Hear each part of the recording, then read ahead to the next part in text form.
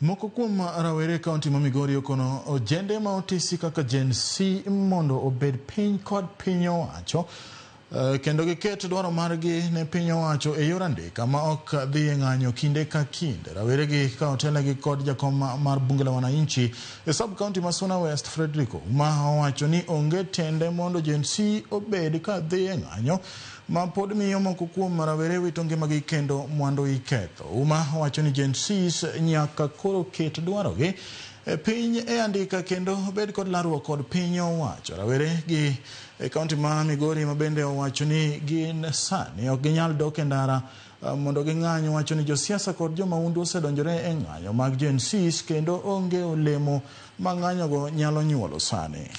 Ere kaka idwa winju to kudwa wuok oko mondo mi utim dialogue gi government. Kane rais nodhi e X, nowuoyo nyaka gi jok moko ne mokia kata jogi bende kowuoyo godo to jogi yanya.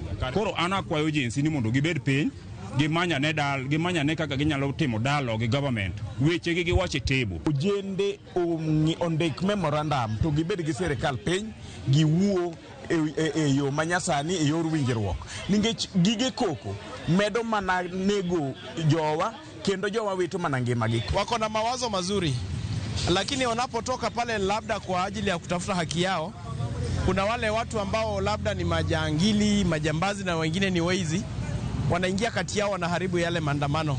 Sasa hata tukitetea haki yetu ya kwamba sasa majenzi wanakufa, tukienda hiyo siku tena tunakufa zaidi, si afadhali tuachane nayo, kila mtu afanye biashara yake. Ng'ato chela wito ngima